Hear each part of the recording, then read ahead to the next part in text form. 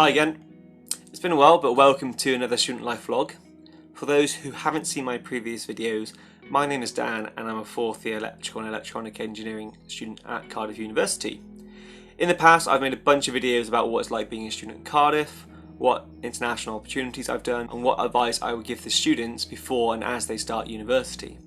So if you haven't already, please check out those videos and especially try and share them to people that you know who are thinking about starting university or going to university, because I think these videos will really help them out. In this video I'm going to be giving an update of what I've been doing for the last year or so, and I'm also going to talk a little about what an integrated masters is and why you may want to do one. So in my last video from over a year ago I spoke about how to make friends at university. Since then I finished my 3rd year and I now have almost finished my final 4th year. In that time I wrote a 12,000 word 60-page dissertation / report for my final project in my 3rd year. I completed a summer work placement with the MOD and I've also done a bit more travelling, so I've been to Amsterdam, Ireland and Scotland last year.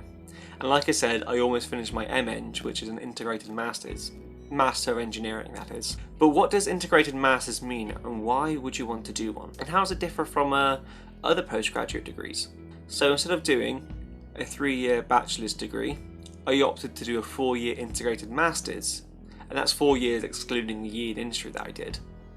This is still technically an undergraduate degree, despite most master's programs being postgraduate, and all it is just a slightly longer degree, usually just 1 more year. And at the end of it, you're awarded a master's rather than a bachelor's. You don't get both in most cases. And as this is still technically an undergraduate degree, you still pay undergraduate fees for every year, meaning tuition is capped at just over £9,000 depending on where you are, and you still receive ordinary student finance and maintenance loans, etc, etc. In addition, integrated masters programs tend to have higher entry requirements to that of the 3-year degrees, bachelors. And this is because the final year and the course itself are considered to be a bit more difficult than the 3rd year ones, even though in most cases the first 3 years are exactly the same for both courses. And even with that said, you can enter on a bachelor's degree in most cases and then just switch to a master's as you're halfway through your degree. So that's what an integrated master's is. It's just another year on top of your 3-year program. But why would you want to do one? That's the question here. Well, there are 2 big reasons that I can think of that I'm going to go through quickly. The first big reason is employability. So students with a master's tend to stand out compared to those without, with just a 3-year degree. And this is because employers know these students are more qualified, because they know they've been through a very coursework intense and heavy final year. And this final year tends to enhance desirable work skills significantly, in my experience anyway. So for example, my final year has 2 simultaneous very large engineering group projects which employers love hearing about during interviews. So when I'm talking about these projects, employers tend to be more interested in the project management and team working aspects of these projects, because these areas contain the skills they're looking for. And from what I gathered, instead of assessing your technical skills, in general, employers are more interested in trying to figure out how your brain works and to see if you have the right professional skills to be, for example, an engineer. So to summarise, master's graduates tend to bring more to the table when searching for careers after university, especially when they've done other things like a year in industry like what I did. And then the second big reason, which pretty much just carries on from the reason I just spoke about, is career progression. So those with a master's tend to progress and then earn more throughout their career than those without, so with those just with a 3-year degree. Meaning those with bachelor's degree may have to wait 3 years after starting their first job out of university before they can progress to the next pay level. Well, some with a master's that may only be a year. And this obviously depends on the situation and what job you're doing, but in most cases this is usually true. Secondly, those with a master's degree are also a step closer to chartership. Chartership is a title professionals can apply for once they've acquired a certain degree and then achieved a certain amount of work experience and professional skills.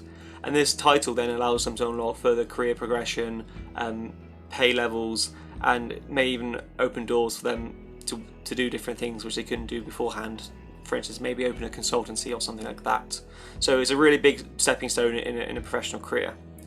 So an integrated master's sounds like a great idea, but there are a couple drawbacks obviously. So it is another year at university where you could be working instead. It's a very difficult year and it's quite intense, and also it will increase your student debt.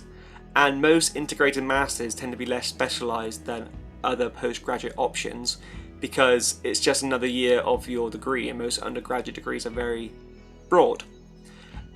With that said, it is less expensive than doing a separate postgraduate, depending on the degree you're doing, because some postgraduate degrees are less than £9,000 and some are more, so it might end up working out to be less expensive. And in general, an integrated master's is unnecessary if you're looking to do a postgraduate option, so especially something like a PhD, or if you want to specialise and do maybe a Master of Science after doing a Master of Engineering.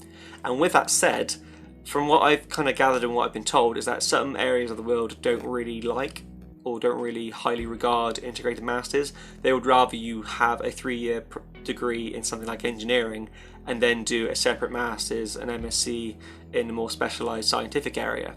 And that's kind of what I've heard when people have been talking about working in Europe and things like that, but that's just what I've heard. So that's all I have for this video. If you have any questions, please let me know and I'll be sure to answer them. I'm hoping to make a few more videos before I finish university, which is hopefully going to be on time considering the current global crisis that's occurring, so we'll see. But keep an eye out for those videos and I will see you soon. Thank you for watching.